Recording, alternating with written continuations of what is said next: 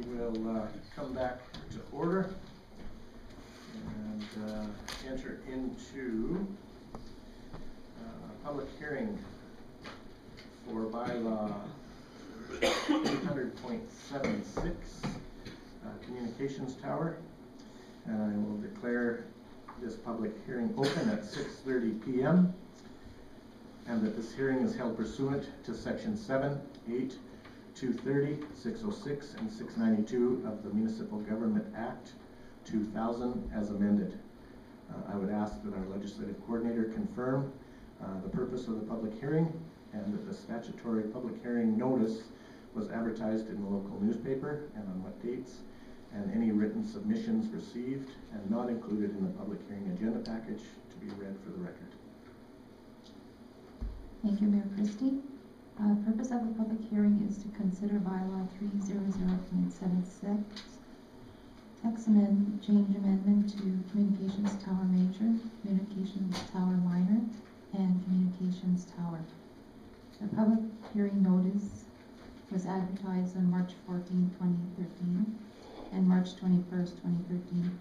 No written submissions were received. Thank you very much. And I'd ask at this time if there's anybody in favor of the amendment to this bylaw, please step forward, speak.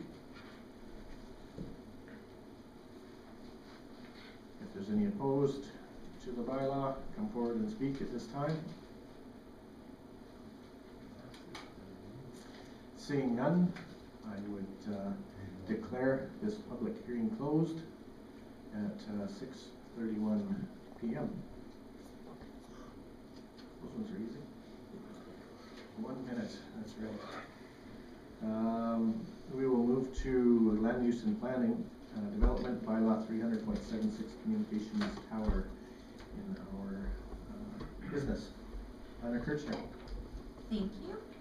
The city has prepared a text change amendment that will remove some of the references to communication towers, major, minor, and strictly communication towers. Basically, the city of Lacombe does not have the approving authority for this type of development, and we've chosen to move forward with cleaning up our land use bylaw to reflect the fact that radio communication in Canada is pursuant to the Radio Communication Act, and Industry Canada is the authority on these types of uses. So we've moved forward with amending this. The attached bylaw has been changed since our last meeting. Michael will pull it up for me. The changes are presented in red. So instead of removing all reference, we've chosen to keep the definitions in the land use bylaw. And in part 8, section 8.20, we're going to add a section that highlights that all applications that come in regards to these types of uses will be processed through our telecommunication antenna system sitting protocols policy. And that is in line with standards that have been set. And Michael will reveal all that in greater detail when his memo comes up. Pretty basic, a little bit of housekeeping basically, and staff is recommending that council proceed with second and third reading of this amended bylaw. Thank you. Any questions, discussion? Councillor Creasy. Thanks, Mayor Christie. Well, I can appreciate that Industry Canada is the regulator over this. On the documentation that you had us reference on this particular item, it says that anyone planning to install an antenna tower must follow the procedures of local land use authorities, which is us. But I guess I'm a little lost as to why we're removing it from all of our, if for no other reason than to garner further public consultation. Basically, all we get is if towers are over 15 meters, they are required to give public consultation unless they are only temporary towers, which will be there for 3 months or less.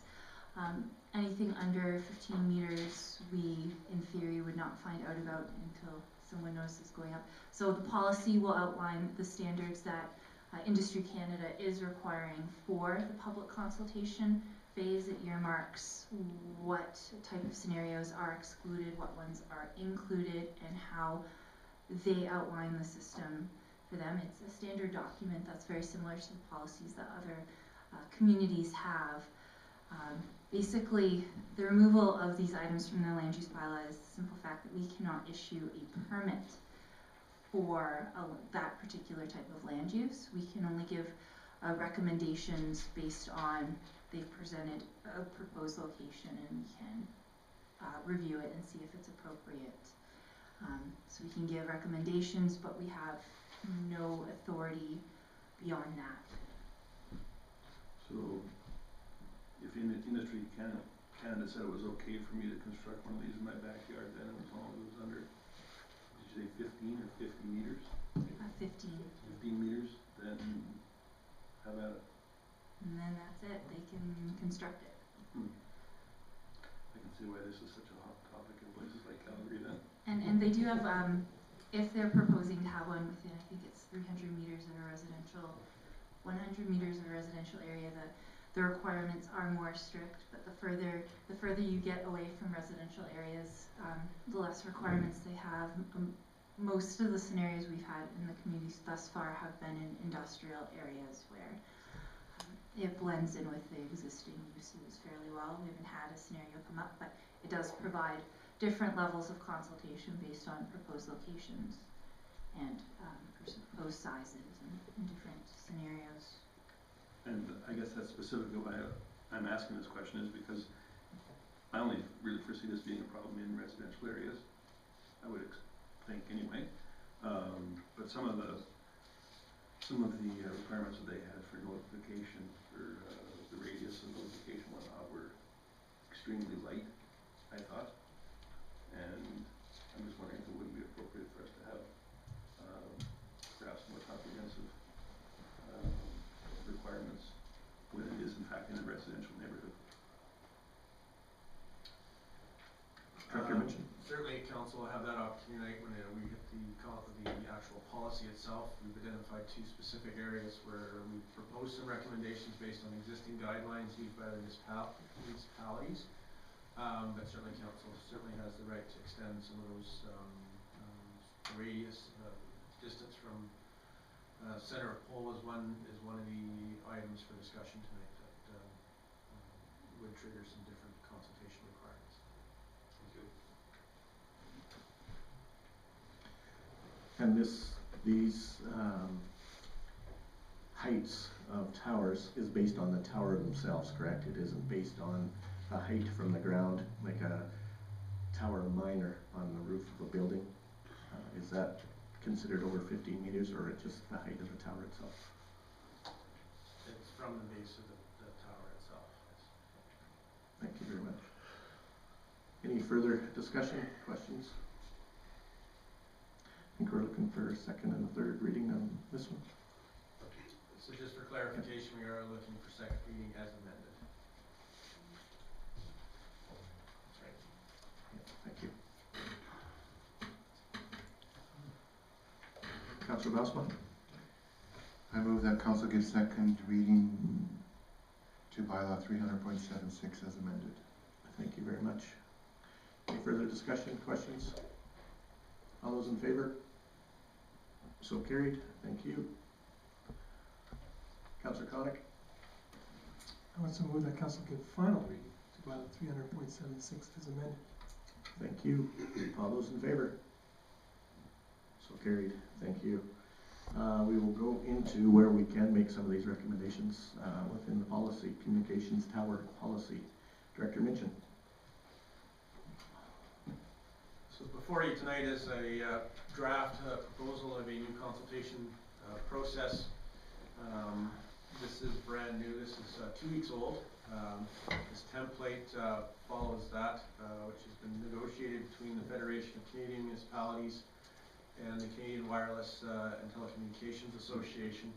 The proposals, the requirements identified in this process actually exceed the minimum requirements outlined in the protocols established by Industry Canada. And the most important component is the consultation process. Right now, it is a minimum of 3 times the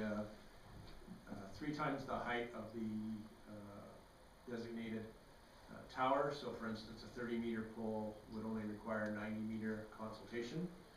We've identified 100 meters. So just for clarification, how that works is if the proposed tower is within 100 meters of a residential area, and that can include either a house or a commercial mixed use that has a residence in it, that automatically would trigger a public consultation process.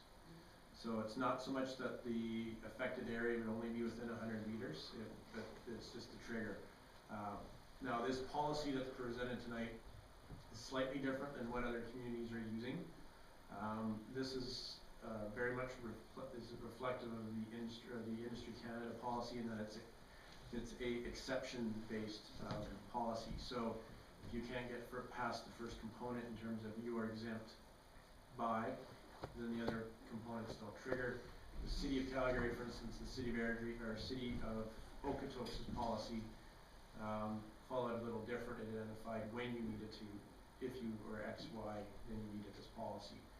And the reason for that, of course, as mentioned before, many of these applications actually come from the industrial part of the community and are actually by definition are typically outside of any of the consultation requirements. And so the exemption is actually a shorter way of writing this policy. City of Calgary policy is well over 35 pages already. This one's already long enough at 24 or 25. So we're recognizing that we wanted to keep rules fairly straightforward as possible, even though that this isn't necessarily a straightforward issue. So to be short in terms of defining, basically most telecommunication towers don't require any involvement of the municipality unless, one, they're either over 15 meters, in which case the city will get involved in terms of defining location on a property, appearance, those types of things. It can go to another stage if it's over 15 meters and within what we define within the prescribed distance of a residential. Then there's a separate public consultation process that follows. Any of the other items below 15 meters in a commercial, if it's just maintenance, if it says Jennifer indicated, if it's a temporary tower under 3 years, those items don't require public consultation. 2, may or may not involve the city. Now, the fortunate part is we do have a what-if clause. If it is under 15 meters, for instance, and it's near a residential component, then we do have some discretion to actually require that if it's going to be a delicate or contentious area. So the city does have some authority to request that. Ultimately, Industry Canada is the final arbiter. But we're hoping that because the policy is written with the CWTA participation, that those types of discretion will be maintained. So as we mentioned, there's 2 areas of note regarding distance, prescribed distance in Section 3. So right now that's 100 meters. Some of the other municipalities actually have, depending on the size, this is where it got a little complicated from the existing policies out there, depending on the height, prescribed distance changed. So it was anywhere from a minimum, I think, 75 meters all the way up to 120. We picked one at 100, and certainly if council decides that they want to extend that further, that's certainly your prerogative. But we thought it'd be appropriate that it be one standard for all towers, regardless of their individual height.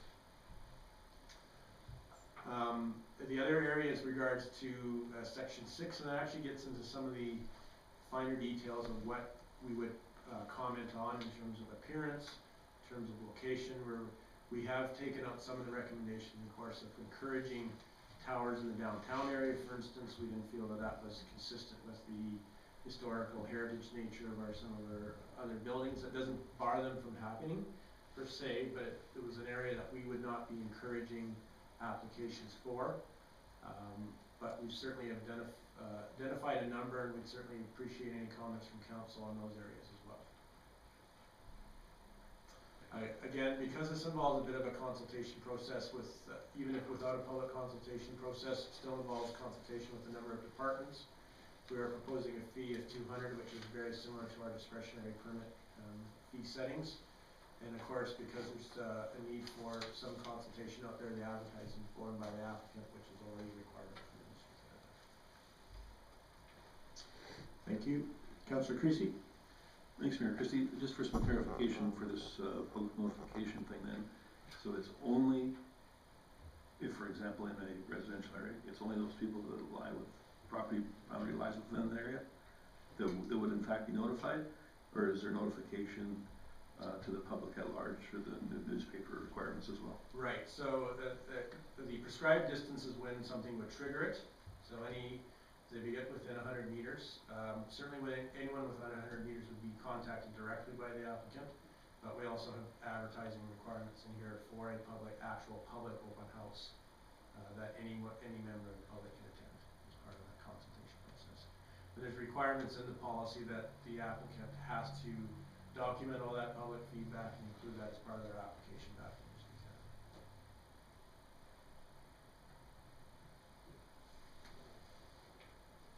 And I guess with regards to height, for all towers, we'll be talking about a tower that would require, as per their guidelines, 210 meters diameter, or feet?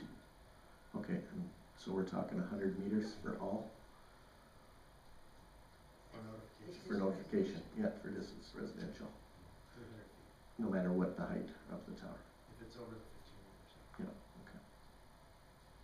Perfect. Any other questions, discussion? So just give council a comparison, our notification under the existing, and one of the reasons for taking towers out of the bylaw, our notifications for adjacent landowners and both our consultation policy and our land use bylaw and section 605 of the Act for development permits is 60 meters.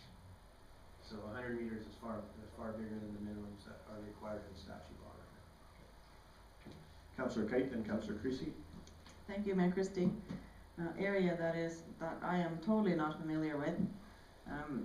So from your comments, Director mentioned, I heard that you said it is the applicant's responsibility to collect the feedback and forward it. So this is the difference between land use bylaw enforcement and policies, that we are not involved in that part at all. So it's the applicant who takes care of all of that, including the consultation. Thank you. Councillor Creasy. Thanks, Mayor Christie. Well, while I appreciate that those recommendations are certainly more stringent than Industry Canada, I'm not sure that they're necessarily enough. If a company that desires one of these structures genuinely wants to put it in, I don't think that whether they have to contact 50 people or 150 people is really of much consequence. So I would like to see that distance far greater, given that these things can be fairly big and are not exactly the most attractive things in the world. I know it's a part of modern life that we need them, but I would like to see the notification distance increased.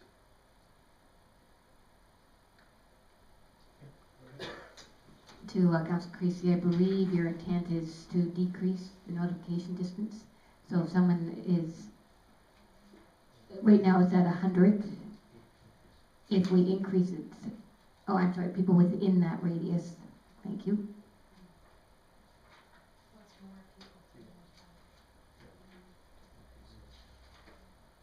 And just so for clarification, we provide a mailing list. It's up to the applicant to actually notify the property owner, so there's no additional work. From the city's point of view, they have to notify more people, they notify more people. Thanks for that clarification. And there again, I'm not out to make it difficult for them to do it. I just want people to be aware that it's happening. So if we're going to pick a number, I'm going to say 250 meters then.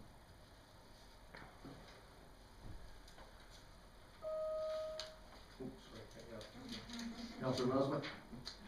That's what happened before. Thanks, Mayor Christie. I would like to know if there's any information available from other communities who have similar policies in place in their notification distances.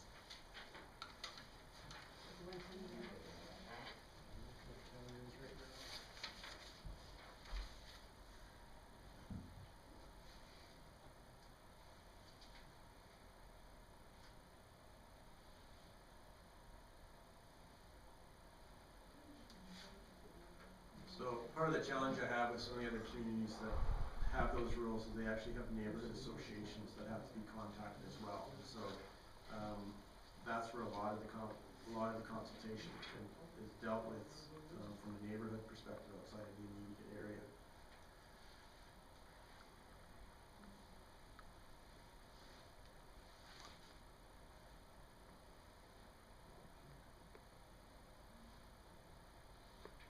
And this is City of Calgary you're looking at right now. And Okotoks is almost identical.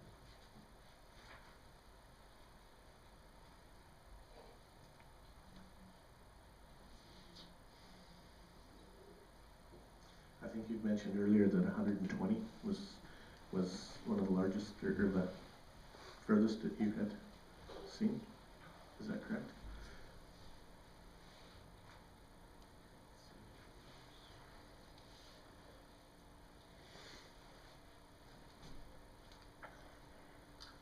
Okay, so the actual notification part's actually, City of Calgary includes up to 300 meters, so if council wants to go 300 meters,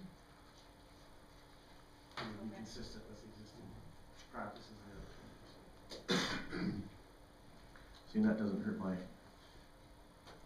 feelings either, because you think of, anything that could possibly happen in that area, you want it to be bigger than smaller, that's for sure, so. I'd be fine with 300 meters if everybody else is as well.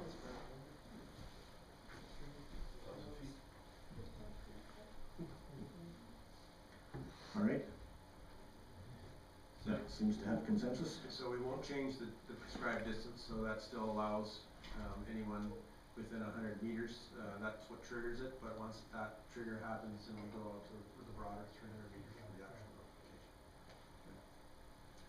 Thank you. So that issue's been dealt with. I guess the next question, are there any other conditions in section 6? Because this is what directs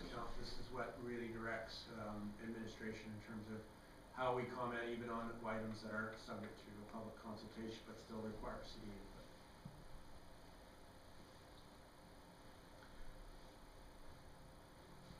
Is there any other changes you'd like to that section? And Michael has that there. Especially since some members of council probably have a better idea of topography and some of the geography in the community, and there might be some need to tweak this to make this even more customized than it already is.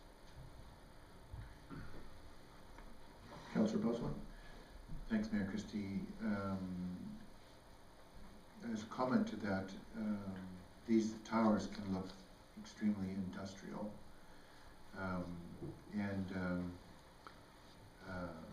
is there a way that we can address that? I know there's a number of, as an example, in the City of Calgary, I'm aware of one of the towers being used as a steeple for a church. And that works. I've seen it in a number of locations. I've seen different things in different communities, including palm trees in the city of Palm Springs, which of course would be kind of unique in Lacombe. Is this something that we want to delve into a little bit further to demand a little bit more appropriate appearance? So we've identified in style and color some very high level comments in terms of generalities. Again, landmark features, what Councillor Boswell was kind of referring to some of the examples. Certainly, if there's some more details that council wants to put in there, makes our planning department's job a lot easier. Again, we've kind of identified downtown that it shouldn't be too obtrusive, consistent with the design guidelines. We are certainly working on design guidelines for the downtown as well, and we'll making sure that that specific overlay has some a little more detail than some of the other areas per se. But again, containment tonight, but certainly help. So I'm looking for some creativity. You're asking an accountant for some architectural stuff, and a little short on that stuff. Councillor Creasy? I have no comment on that. It's tough to make them look good, but I was just wondering, do you have any idea, a smaller tower like these 15 to 50 meter ones, an approximate value? Or a cost of them? No, to be honest with you, I don't. It really depends on what they intend to use it for. Most of the towers we received over the last few months actually haven't really been cell phone. There haven't been as much wireless internet actually. There's been a big push, and those are actually fairly thin. They're not cable mounted or cable supported. And pretty small ones in the industrial park. Probably the ugliest one, of course, in town is probably the signal radio communication tower over by Peter. Yeah, we really haven't had too many of these yet. I suspect where you are going to see issues down the road are more along actually in the agriculture areas and west of the college, along Highway 2, because that's where a lot of the cell phones are built along major highway corridors to service those areas. I think that is a good thing or a bad thing from a community point of view. That keeps them out of the heart of our area, but certainly those would be the bigger, far more expensive towers that we see. So short answer, I don't. And the ones that we've probably seen have probably been under $100,000. Okay, I guess the only reason I asked is, from the little bit of research I've done on these, the vast majority of people are opposed to them because of aesthetics. There's a few that object to the frequencies and that kind of thing, but mostly it's aesthetics. And about the only way that I can see to make that more palatable is to maybe institute some sort of percentage donation to the Arts Endowment Fund or something to offset the look of these. So one other item in here as well, there is a requirement in the policy as well as Industry Canada to have what's called co-location, and that's to actually make sure that a lot of these items are as few as possible towers as possible. Because the unique part about, and just this is kind of the unique part about the policy, when we think about the structures, we think about the actual tower itself. This is actually dealing with the antennas attached to the towers. So, although Industry Canada ultimately regulates the structure that's hung on, they're actually regulating the actual apparatuses themselves. And so, that gives them far more authority to actually insist on, if it's within 300 meters, I believe it is, or 500 meters, they can actually insist that they go to a third party and actually put that on an adjoining tower as well. So that is another issue that we'll be pursuing on the city side as well. If there's an existing tower, that they should be looking at using that as well. It doesn't always work because again, depending on height and what have you, what's already on the tower. But that's another item to have. Just if you can't stop them, at least make sure there's as few of them as possible. And as well with regards to aesthetics and color, I see a lot of them are the red and the white, and they got the blinky lights on them. And what portion of that, or how is it regulated as far as visibility and safety for airplanes and helicopters and whatnot? Does some of that relate to that type of safety stuff? Oh, that's a whole other department and a whole other policy under the NAV Canada policy with Transport Canada. They have to be they are actually prohibited from having lights and having the colors unless they're within those flight corridors for Transport Canada rules. So it's kind of it's an exception by again. So unless you're in this area, you cannot have those indicated lights. Certainly around the airport, we would see more of those, and certainly at a lower heights because we actually have a flight corridor through the center of town. And so, for instance, when we do get applications through in the industrial park areas, the applicants actually have to talk to Transport Canada because that's part of our flight vicinity area as well. Okay, thank you. Is there any additions or additional information that anybody would like to see within the policy? I do believe you're looking for approval of the policy this evening, is that correct? Thank you.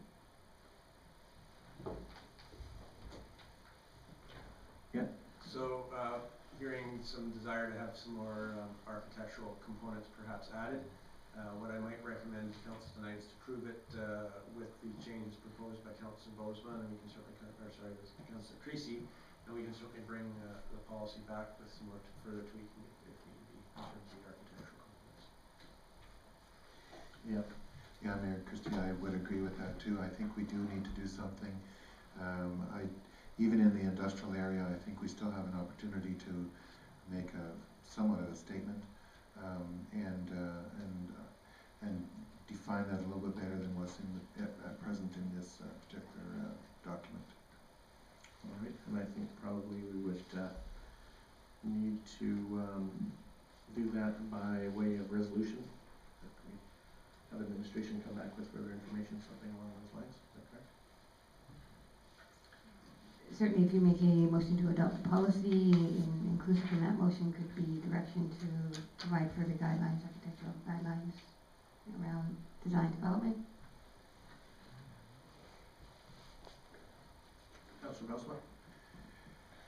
You're going to have to help me here a little bit in this motion, in particular in terms of the amendment recommended by Councillor Creasy. And I don't know exactly how to define that those distances. I mean, we agreed on 300 meters, but what does it mean? Notification to all property owners within a 300-meter distance of a proposed location, assuming that it is 50 meters tall. Certainly, we can certainly just amend by adding a requirement that any public consultation any public consultation require notification of all residents within 300 meters. Okay, yeah, okay. So then that added to council, I'll make a motion that council approve the City of Lacombe policy number 61/210/76/13 telecommunication antenna system siting protocols, as well as providing additional input into architectural guidelines. Does that work? Sounds good, I believe. I see some nodding heads here. And Doreen, were you able to capture all that?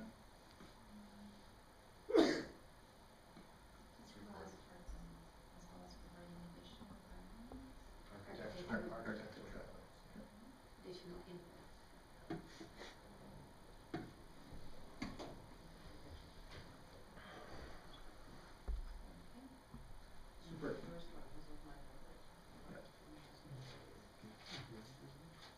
Yes. 300 residents within 300 meters. Residents. You still reach residential area. All right. Anything further? All those in, sorry, go ahead. Let me clarify that a little bit further. Notification does not happen to all property owners. You're saying only for those who live within 300 meters of a tower. So if it's in the industrial area, as an example, like the one that's going to come up tonight, if anybody lives within 300 meters of that, they need to be notified, but no commercial property owners, nothing. We'll clarify that it's owners and or residents. If we just did owners, then we would exclude big, vast residents, tenants, and those types of things. Right. Yeah, that's not owner and or resident. So just for clarification, the trigger is 100 meters of a residential area or district. That is the trigger. All right, and we still have the ability to do general advertising as well. We understand that? Good. All right. All those in favor of the motion? So carried. Thank you very much. Experience and expertise to assist us in communications and material design in our community awareness and engagement process.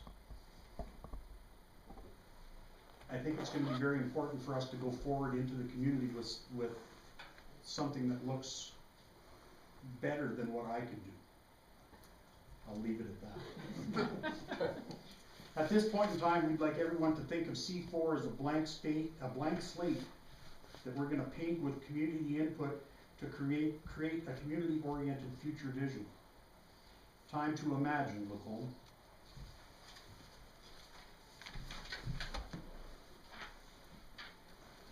And at this time, we just open it up for any questions from council. Thank you very, very much for your presentation this evening. Council, any questions, discussion? Okay. Thank you, Mayor Christie. I'm very excited to see the process that has taken place regarding your partnerships and working together as a collaborative group. I have a question for you, Grant, about your process for seeking community input and engagement. What kind of community awareness and engagement process are you looking at? I think we want to hear from the community at large as to what they envision in the facility. We've done a lot of homework ourselves, as many of you know, to tell us what we think should be in there, but we want to make sure that we don't exclude people from providing input. I think for the most part, should it be bigger, should it be smaller? Should we offer room for a pottery guild? Should we offer room for a quilting club? Things that we want to make sure that things aren't overlooked, I guess, basically.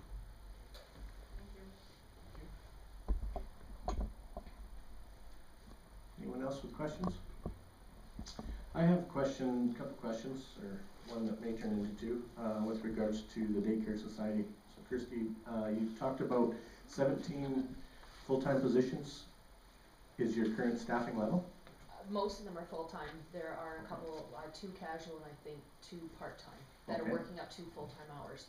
Okay, so does that include the day homes that you look after around We the don't look community? after day homes, Oh, you it's just don't? before Okay. and after school and Okay. the daycare itself. Okay, so this is only within your Correct. facility there.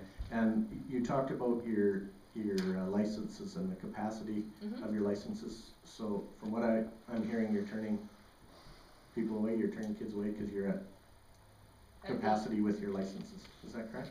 Well, at the daycare, there is a bit of a waiting list. It depends on what rooms they're in because it goes by ratio and children's ages for the 4 rooms we have. Okay. And we do have, as far as I know, last time I heard, a waiting list in the baby room because we can only accept 6 children under the age of 18 months into that room. Okay. So then, with an expansion, how tough is it, I guess, to expand your license capacity or capacity for license? And then how many more jobs can this develop into for residents? Well, we can imagine that. It goes on by ratio and also staff complement to kids and room size, the actual physical measurement of the room. Okay. So we maybe could have 10 to 12 kids under the age of 18 months, or separate it from 0 to 12 and the 12 to 18. Okay. Which is something we'll be looking into, which of course will need more staff. Absolutely. Thank you very, very much. Susan? I can just comment on day homes. Through FCSS, we run the Small Wonders Day Home Program, and we currently have 18 providers in Lacombe, which which houses about 85 to 90 children, and serves over 100 families. And we're looking, our goal over the next year or 2 is to try to increase our day home capacity to 25 day homes. Wow. I think in the original Children's Resource Center plan, there was a space for 80, an 80 child space was in the design. Thank you. Councillor Grant? Thank you. I just wanted to comment on the numbers. I think it's very important for us to realize that just with the daycare before and after school care, and the parent link alone, you would service almost 600 clients. So that's a substantial number for the community. And it could also be more because that's just the registered day homes and daycare. That's not including the private care. More people who have to stay home because they can't find care for their children. When we were originally looking at the Children's Resource Center, I had several conversations with parents who would have put their child in the daycare, but there were no spaces, mostly new moms with new babies, and there were no spaces in the day homes either. So we have several parents in Lacombe right now who take their children with them to Red Deer, where they work, and then they bring them home with them. So there definitely is a need that needs to be identified.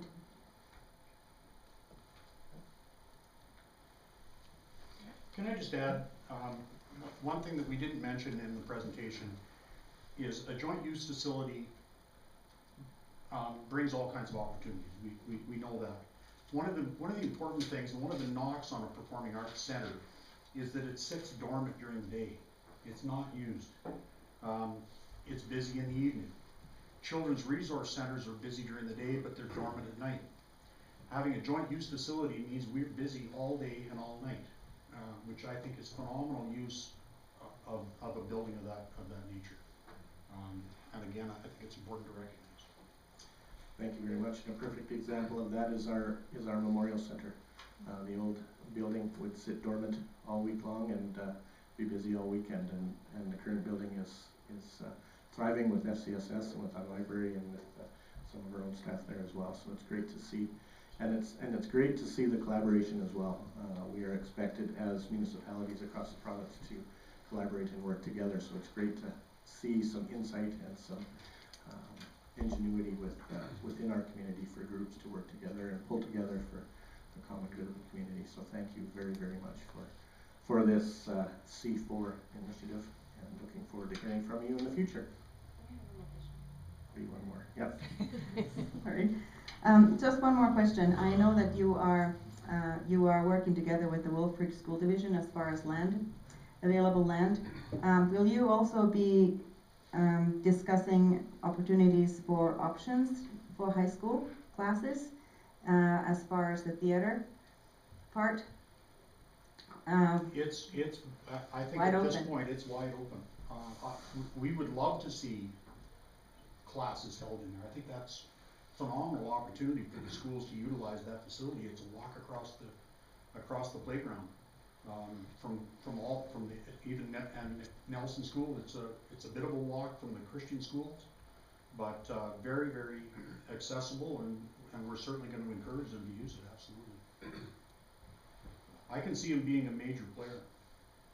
Also with things like, also as far as good partnerships with schools, if you think about the high school level, it may create some opportunities for some mentorship, like when you think about technical expertise for theater and those kinds of things. So lots of possibilities that way. Absolutely. Thank you so much. And Landon, I think you're part of the group. I'll just recognize Yes, you. please, if I could talk to this. When I ran the Arts Center in Dawson Creek, I was also employed by the school district 59. And in that capacity, we ran actual school district classes and curriculum classes in the Arts Center itself. And we did it several different ways. I was teaching at the high school also, so we had drama being taught there at particular times. But one of the most interesting ways we did it was in the elementary schools. They have particular arts curriculum that they have to teach, and what would happen was Mrs. Wilson's third grade class, the entire class with Mrs. Wilson would come to the Arts Center, and we'd have a specialist teaching in art or pottery or music or whatever it was. We'd be teaching that curriculum to them, and they'd be getting curriculum support and all that from the district too. So it worked extremely well in that regard, and it could very well work here also. Particularly with it's located in the place that we hope that it can be located in. Between the two schools and stuff, it could be utilized incredibly well. Thank you very much. And I guess it goes back to Imagine. Thank you guys for coming out. Any closing comments? Okay, yes. Just wanted to say that Lacombe and District FCSS board and staff, we strongly support this initiative. It speaks to an urgent community need, and we look forward to working collaboratively with other sectors in the community to develop the C4 initiative. This time we'd like to thank City of Lacombe and City Council for their involvement in this community process to date, with the provision of funding through the Making Spaces grant to provide the facilitation services of Rebecca Seidel of CREO Incorporated to this initiative. And we also truly appreciate Brenda's input and Guy's input.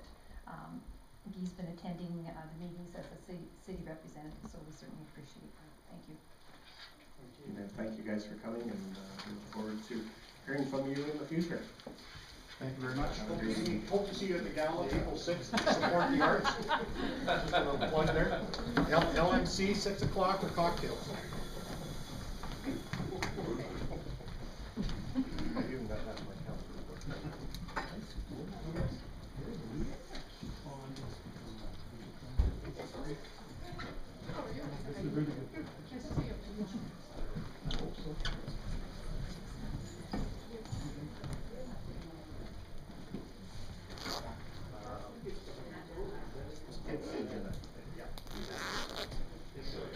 Super. Now that we've transitioned, we have Mr. Don Gullickson, the chairperson of the Provincial Curling Championships, here for an update. Welcome, Don. Thanks for having me. You have your choice of mics there. Get you in stereo. I'll just go with one. One will be more than enough, I hope. Welcome. The floor is yours. Okay, the reason I'm here today is there's a couple of issues, and they're not really issues, they're just things that are around the community. Norma is on our committee, and unfortunately she missed our last meeting, but Calvin sat in on that. She did send us an email regarding some potential sponsorship from the city and whether we're looking for that. We are not. We're looking to partnership with the city, and one of the things we have done, which is going around town, is there's a box on the ice that is designated for the city of Lacombe. Steve had an opportunity to sit in one of those at the Duke, and it's a great place to watch curling from. And the reason we have done that is because, talking to the Alberta Curling Federation, they will not allow the city of Lacombe's logo in the ice. And to us, it's extremely important that the city of Lacombe gets recognition for what you've done and the support that you've given to us. So we've designated this box, and we'll have the city's logo on the signage. And I'll show a picture here, if I have one left.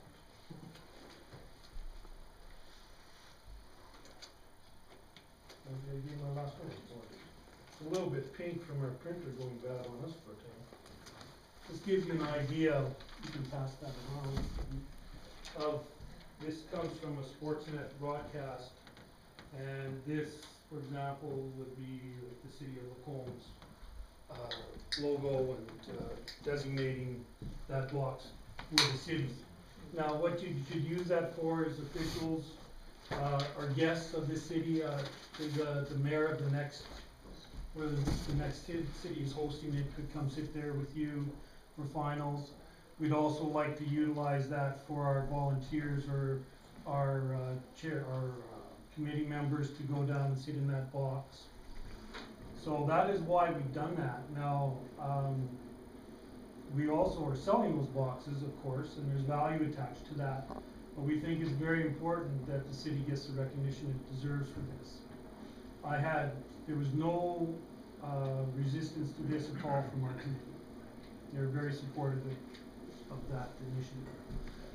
So the other thing we're here today for is to finalize some of our budget issues, and one of those in discussions with Calvin previously was the cost of the arena rental, and we've discussed the issue of paying back lost revenues, which would have been the revenues the city would have normally got over that period of time from minor hockey or from figure skating or whatever the revenues would be for that 11-day period.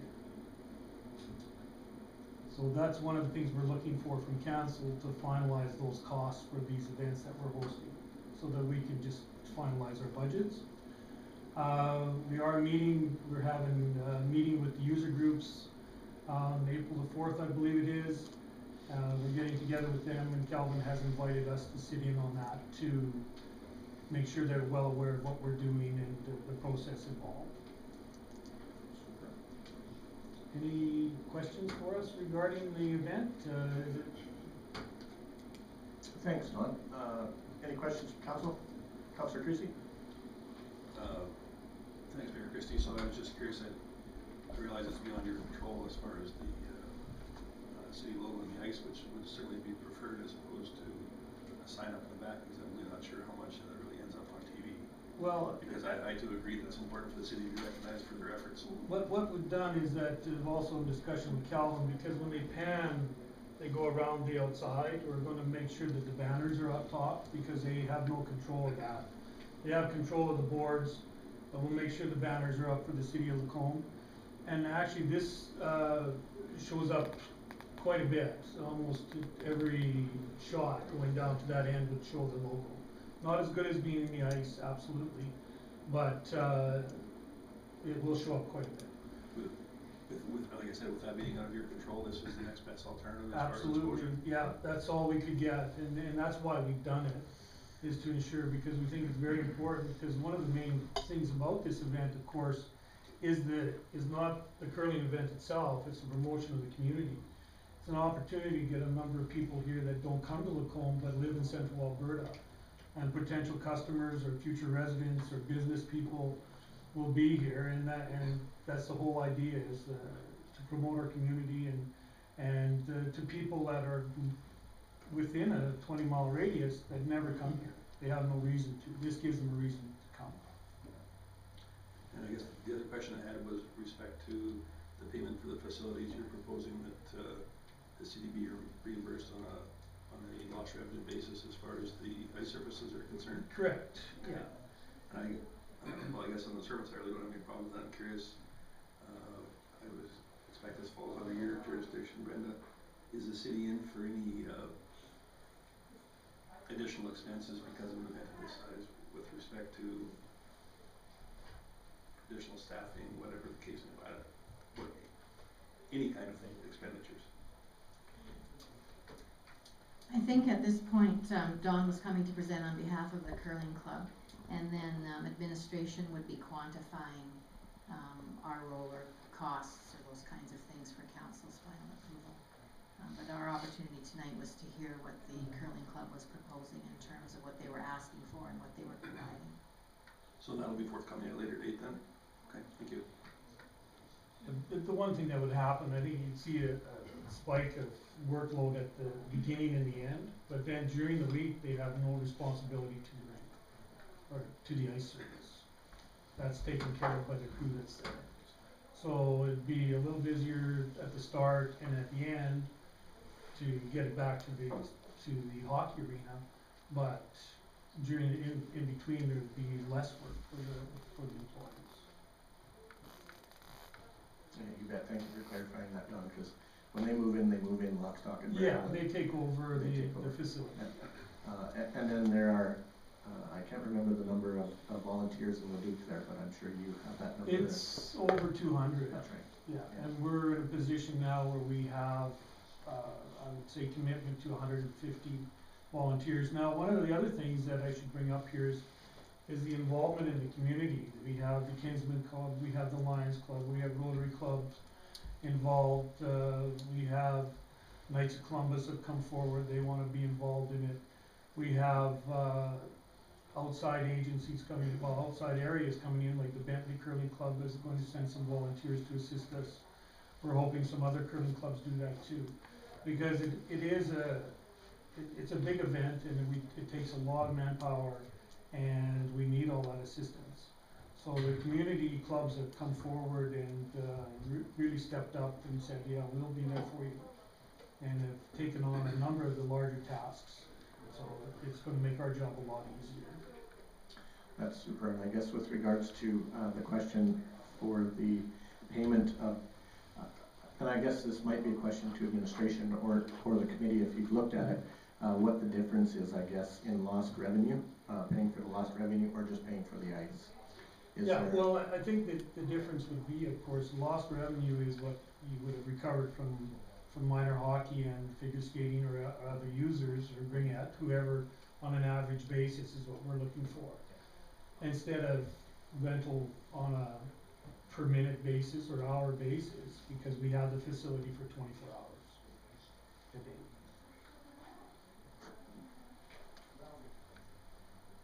Norma, did you want to add to that, or? I know that's a little more of a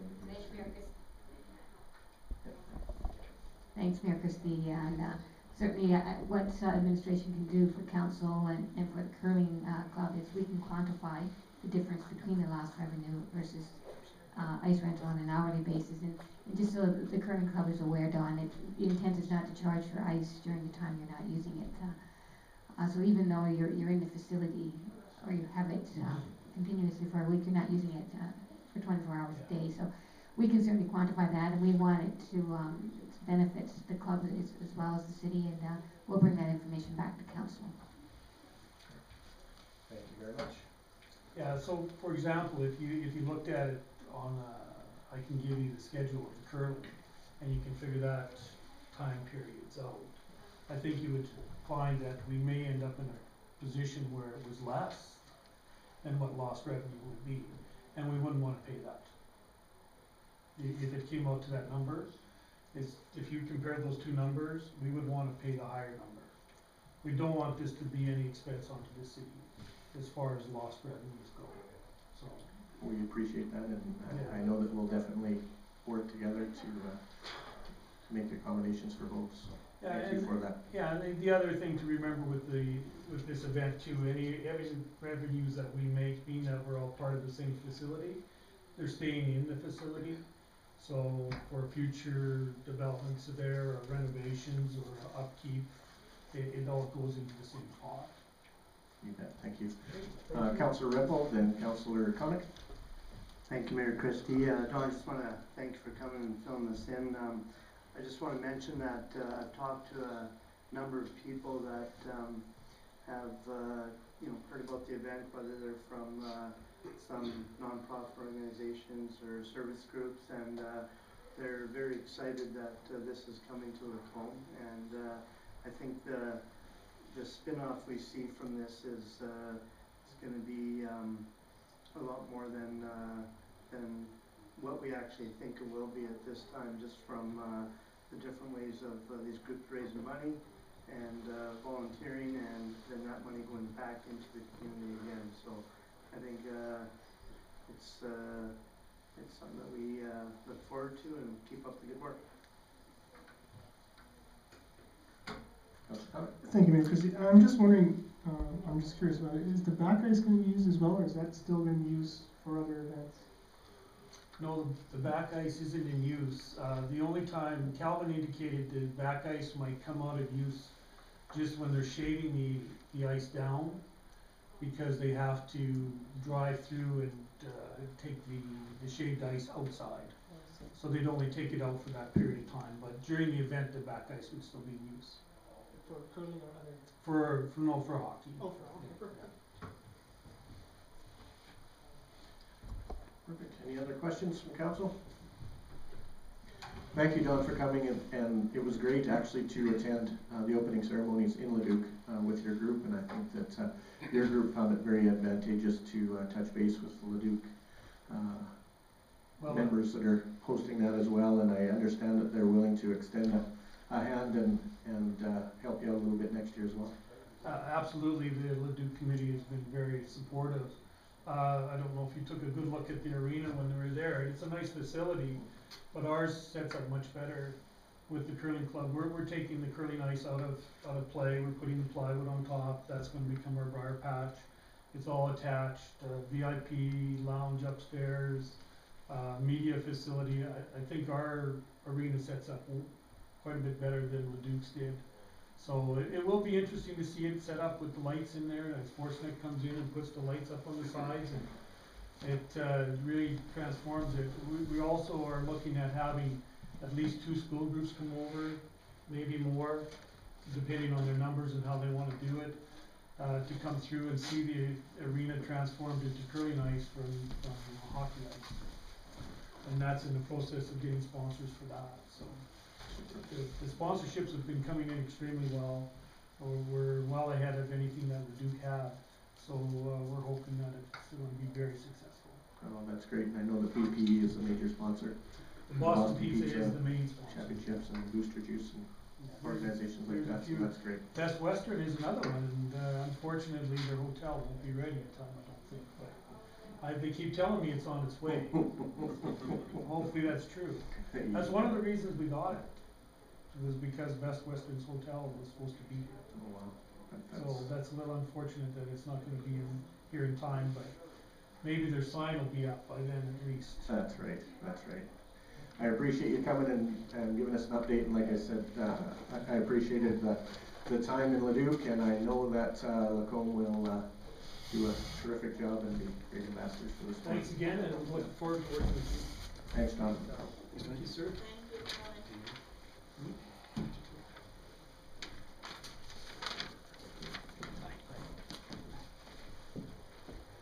All right, we will bounce down to financial services, borrowing bylaw for Len Thompson, phase 2, second and third reading. You, Director Minchin.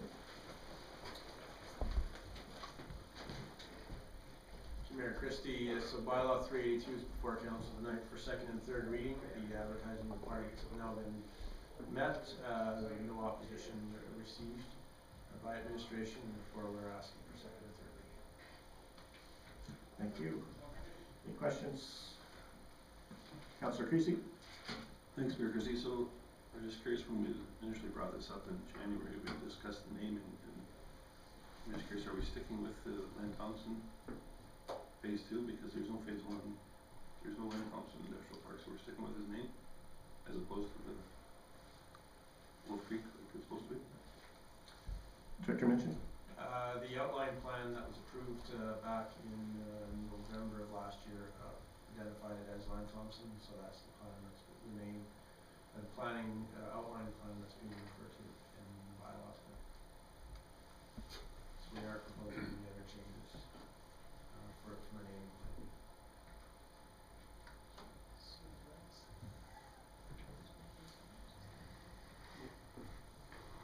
Councillor Bosma? I make a motion that council give second reading to bylaw 382 as presented. Thank you. Any further discussion? All those in favor? So carried. Councillor Conick? I would so move that council give third and final reading to bylaw 382 as presented. Thank you very much. All those in favor? So carried. Thank you. We'll move down to new business, community and economic development, C4 initiative. Manager. Good evening, Mayor Christie and Council. Obviously, at this point, you've received the presentation on the emerging partnership between the Lacombe Performing Arts Center Society and various child-centered organizations, including Lacombe FCSS, ParentLink, and the Lacombe Daycare Society. Thought it might be wise to give you a current lay of the land after that presentation. Long-term location for childcare and ParentLink is still unresolved at this juncture. It should be noted that there is also no defined location for the arts within the community as well. The groups spoke about the benefits of the possibility of working together and having identified some natural synergies between themselves. Their hope is really to develop a collaborative concept that will assist each group in achieving their goals. Some of the preliminary discussions that they've had with the Wolf Creek School Division have been talking about this concept and some possible land, so we've mentioned that in their presentation, so just want to draw your attention to that. And some other major points on childcare and the arts that you may have heard from them, but I wanted to point out too as well, that while child services are a provincial responsibility, it is in the community's best interest to work with government to find innovative solutions to existing issues. Should point out that childcare is a strong employee attraction and retention tool for local business. They refer to a lot of ECD mapping that just recently came out from Alberta Education that indicates children's early experiences have lifelong impacts on things like school, work, and health. And community resources are among the chief factors that affect these early experiences. The partnering groups would develop a proposal for a facility that would achieve maximum utilization and enrichment by making provisions for both the arts and a collection of child services. And the group feels strongly that a site is imperative to their planning as it will assist with concept development and provide clarity for public consultation. And you will note that administration is seeking council's direction as to the level of support to be provided to this project. And with that, turn over to questions. Thank you. Councillor Creasy? Thanks, Mayor Christie. It seemed like to me from the presentation I had reading this material here that a good portion of this project depends upon the location. The naming of it, everything else would suggest that. And I'm just wondering if we're maybe being a little ambitious here prior to hearing from Wolf Creek, because without that property, then this project cannot move forward in its form there. And I think there was some discussion amongst the group whether they should go to the school first and then come to you. I think they just thought it strengthened their argument with the school board if they had the city's support. So they decided it could have gone either way, strengthened their argument with the city to have the school support or vice versa. And they thought the timing was, given that it was sort of delayed with the school board at this point, they thought it might be wise to approach us for support.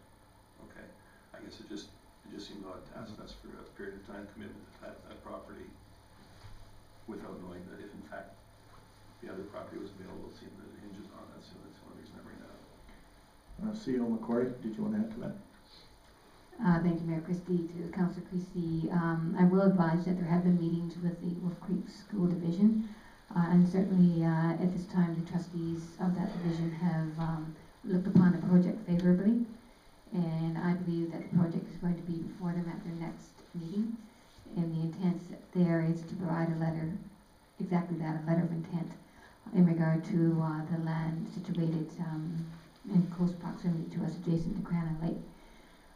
That should be forthcoming within the next short while. And you're absolutely right. Certainly the support from the city hinges on the support from the school division. But I just wanted you to know that they have spoken in favor of providing support, and I anticipate that'll be forthcoming, as I said, within the month.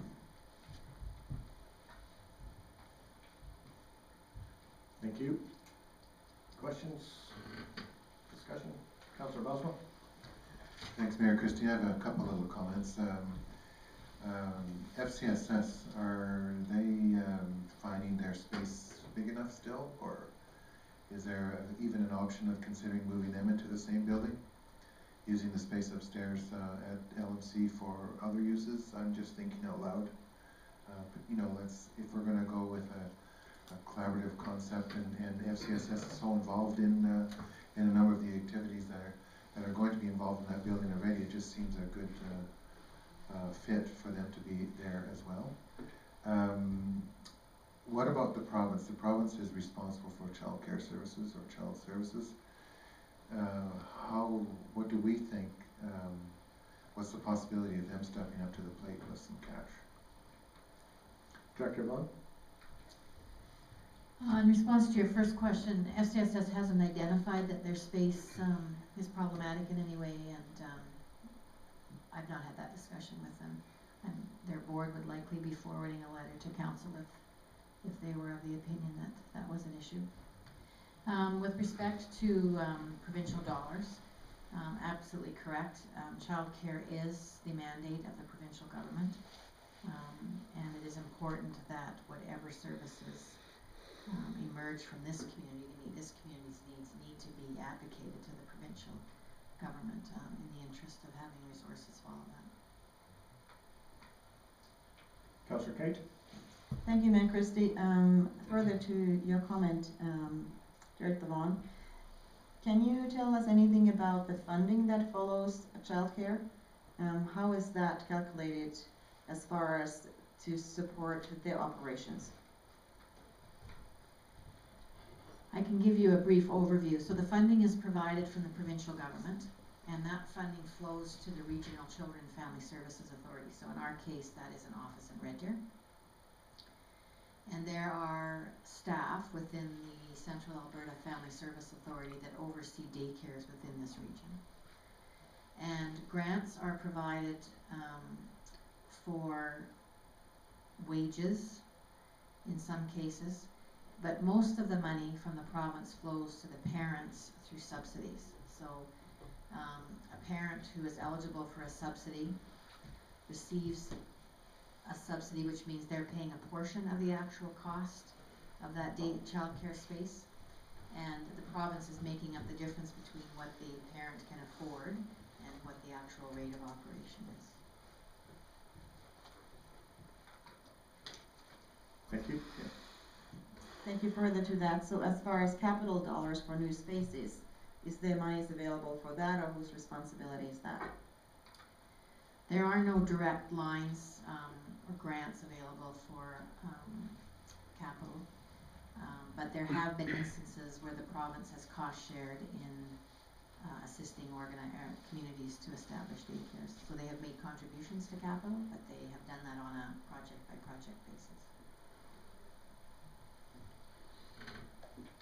Councillor Connick? Thank you, Mayor Christie. Just further to Councillor Lawson's first question, the FCSS board has not identified any need for space or new space, and I think they're quite happy where they are. And, from my perspective, I'm glad they're there too. That helps the LMC as well in terms of revenue that they're there. So, as for my only other comment I'd like to make is that in terms of committing that land as they've requested, I personally don't have an issue with that, given that for as long as I've been in this community, that land has just been sitting as is, so I don't see another couple of years being tied up for this group would hurt any. Thank you. Councillor Creasy? I would move that the council accept the C4 initiative presentation as information.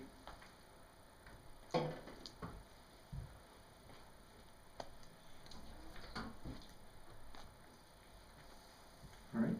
Further discussion? Questions? Councillor Kite? Thank you, Mayor Christie. Just a question.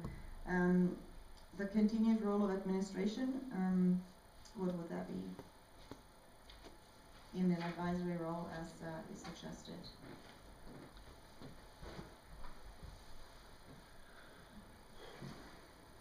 To Councillor Kite, that's what's being recommended, that the administration continue to serve in that advisory role and work with the C4 group on the initiative.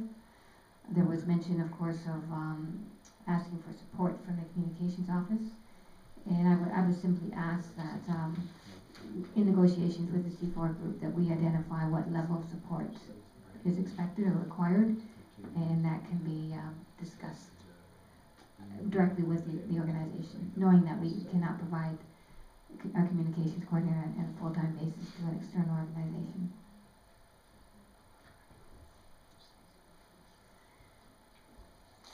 And I too see that the need for this initiative within our community.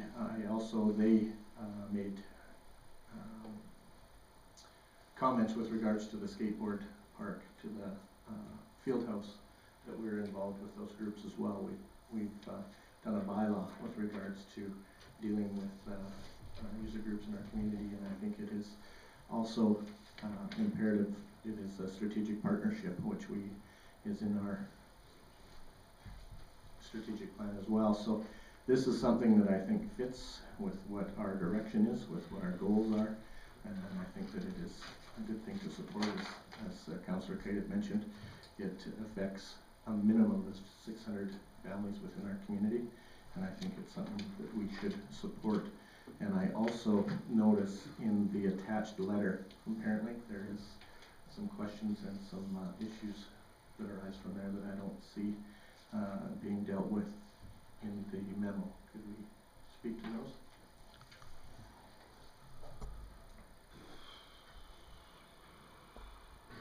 CEO McCrory? Thank you, Mayor Christie. Just further to the presentation by the group this evening, certainly it was identified that the Parent Link program will be without a space effective June 30th. So certainly, should council deem it appropriate, administration can go back, review, do a space assessment, review if there's any space that might be available to this organization within municipal facilities, and bring that information back to council. So again, should you wish to support that, we can add that undertaking to the recommendation, or the motion, I believe, that you made, Councillor Creasy. I believe the motion on the floor is to receive the initiative as information, period. Is that correct? That's correct. Okay. So is there amendments to that motion that council would like to see with regards to further direction or further information to be found? Councillor Kite? I would like to propose a friendly amendment that we would include that the administration would research possible space within the municipal buildings for Parent Link's use, and that the administration would continue to act in the advisory role to the project as they have thus far. As a mover, do you accept that as a friendly amendment, or should we put that to vote? No, I don't. I don't think we need to muddy the waters any further from this one. Should we care to make that as a separate recommendation? I'd be fine with that, but I would prefer that it be separate. Okay, so what we would do from here is take the amendment to a vote. So we are voting on the amended motion to include that information be gathered by administration for space in municipal buildings for the Parent Link. Is that correct? Could you read that back to us there? Correct. That administration research possible space in municipal buildings for attending use. Did you hear that?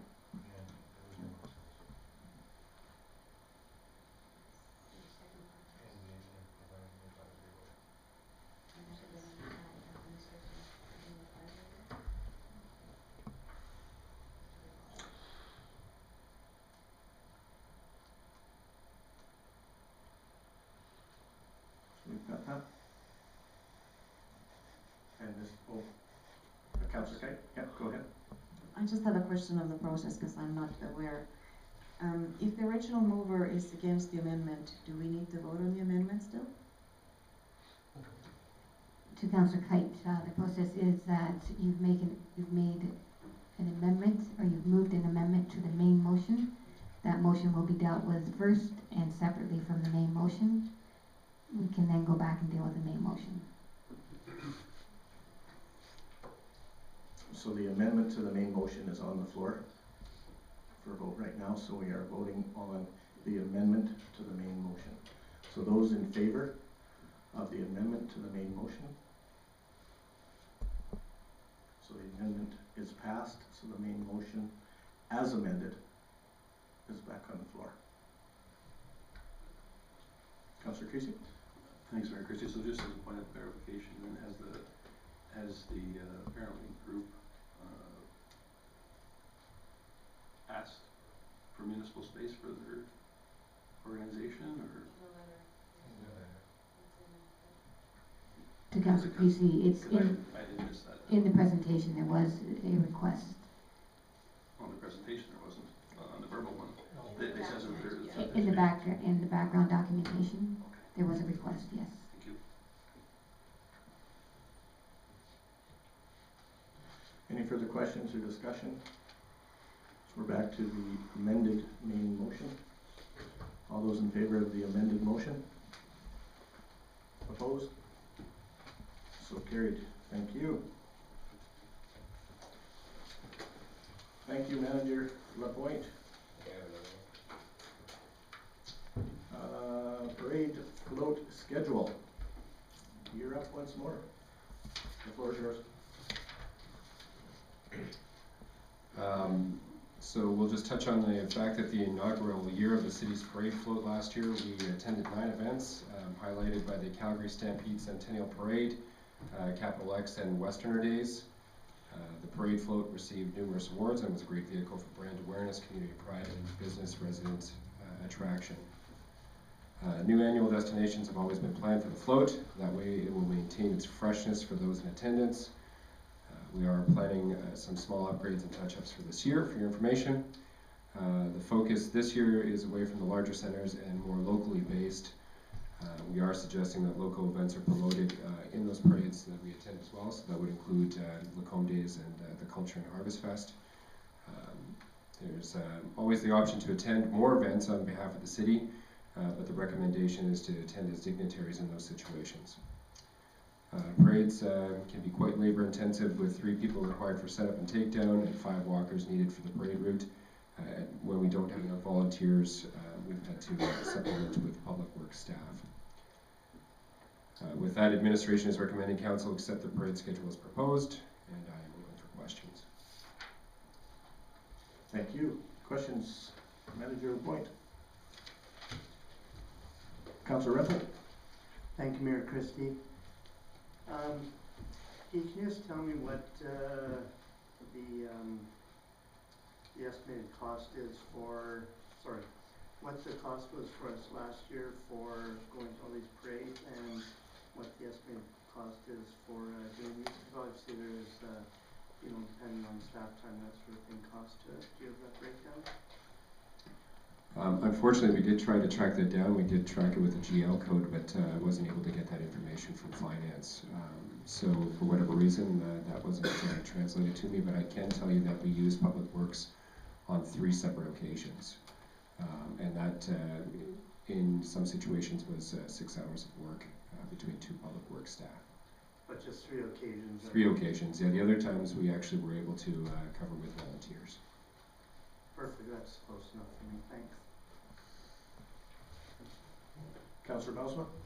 Thanks, Mayor Christie. I noticed Pinoca's not on the list. We were there last year.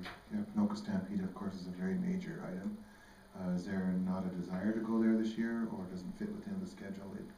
It is at the end of June, I believe, or beginning of July, so if you could provide input. We can certainly make additions. The recommendations at this point, again, we were going back to last year we did attend Pinoca, we did attend the Calgary Stampede, and we did attend Edmonton. And we did look at other folks who've been doing this for a little while in other communities and felt that the optimal number was about 8 to 9 events, and 2 of those are our own.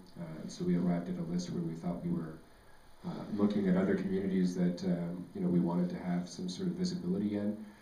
And the idea would be that in year 3, after a year of upgrades and potentially another year of upgrades next year, we'd have something that would look different when we'd go back to Pinoca or Edmonton or Calgary again. So that was part of the rationale.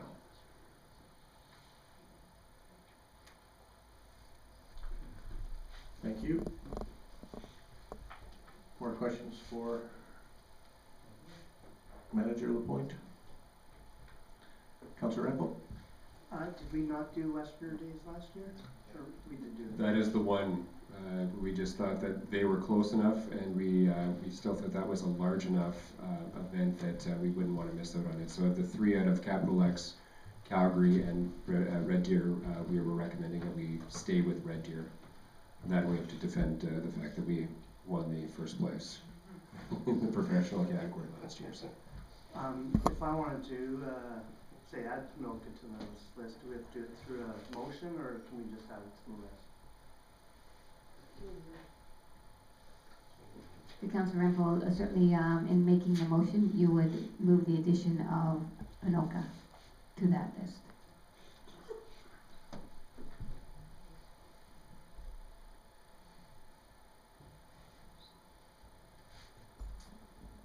Councillor Rempel? I'd like to make a motion that council direct administration to enter into to add Pinoca to the list on our parade routes. Schedule. Thank you. Do you want to make a motion for me? Easy for you to say, Councillor. Yeah. I was under the gun, I couldn't think. Did that make sense to everyone I'm trying to do here? Yeah. Okay. Have you got the gist of that, Ernie? And could you read back to us what's going to show in the...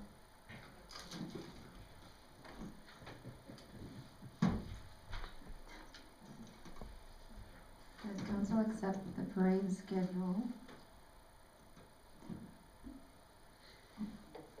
Council add Pinoca to the parade schedule as amended? Yes.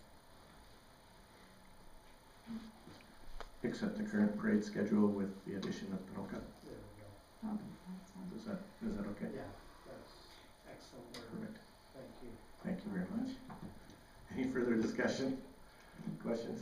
All those in favor? So carried. Thank you very, very much.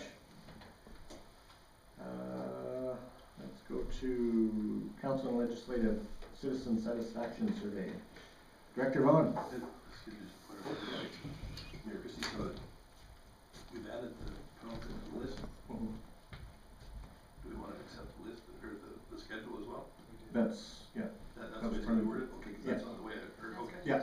Sorry, Grant. I see we've got a great list, and Yeah, we're yeah, going to do accept it the anyway. schedule with the addition of Pinoca. Thank you. Thank you for that clarification. Director Vaughan. Thank you, Mayor Christie. So the RFP for the Citizen Satisfaction Survey work was closed, and we were able to evaluate the proposals. And we are seeking council's endorsement to enter into a contract with Bannister Research and Consulting Incorporation. We received 9 proposals for the work, and they were adjudicated separately by Community Services Department staff. And we are in the end recommending Bannister Research and the Bannister Research Consulting Company. Bannister has a significant amount of municipal experience and has certainly conducted work similar to the work that we are looking to have completed on our behalf. And we are asking that council would endorse the selection of this candidate. I'd be happy to answer any questions. Thank you very much. Questions, discussion? Councillor Creasy? Thanks, Mayor Christie. Yes, I'm not going to dispute the company that's chosen here, I guess, a bit. The only problem I have is with, I think that's kind of the, as far as the satisfaction survey goes, I was under the impression that's what the elected officials were for feedback from the public, so I guess that's why I have a hard time justifying this expenditure, although it is one of our more reasonable allocations for this type of thing, but I really failed to see its value. Councillor Kite? Thank you, Mayor Christie. My first comment is about how surprised I was how many municipalities use surveys to find out outcomes, you know, to whatever they want to assess, based on just the list that is here, because I have not been involved in a process of this type anywhere before, and so I was very surprised. Commenting Councillor Christie's remarks, my personal experience is that as elected officials, most of the things that we hear are negative. We don't hear about from the people who are happy, and so I can't say that for us to consider feedback that it would be objective and just based on what we hear from the public. So it seems like it's a very comprehensive survey and looks at trying to reach different demographic groups of the community. Thank you very much. Director Vaughn? So I can offer a bit of information on that. As Councillor Kite has indicated, many municipalities do perform this type of survey work.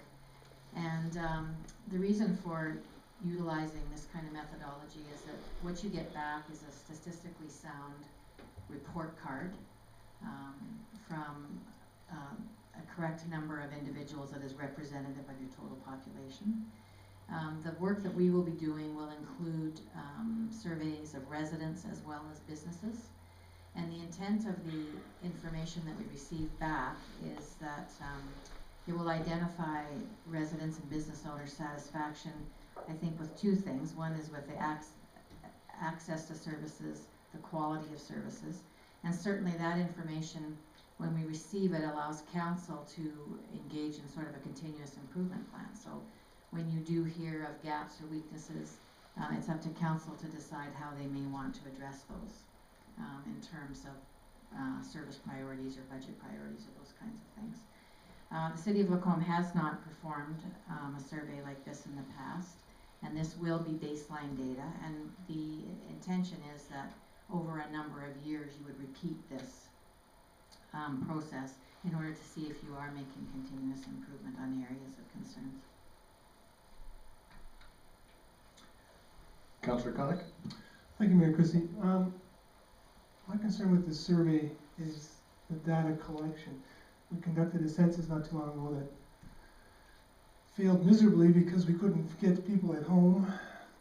People refused to come to the door, that kind of thing. Now I see that they're doing 400 telephone interviews and they're allowing for 5 callbacks if they don't get someone home or someone doesn't answer. I guess for this to be effective, we gotta have 400. So is it gonna be then 500-600 that they're sampling? Because are they gonna say number 380, they phone 5 times, don't get an answer? Are they gonna then phone a new number? And is the end goal 400, or is it you're gonna start with 4 and try and get as many out of the 400? That's my concern with this to be effective. We've got to get responses, right? I mean, and I'm just hoping that'll take place. Not that their goal is 4, and if they can't get 5, it's going to wheel down to 250 or something. So in response to Councillor Connick, what the company has told us is that they will perform these numbers of interviews, and I believe that they continue to work until they have achieved that number. But certainly we will verify those kinds of things in our startup meeting for the project. I think the second piece is that these are businesses that do this work all the time. They have trained individuals who conduct the surveys. And I imagine that their methodology would have to have some integrity or strength to it, or they wouldn't be able to create these targets that they're trying to achieve.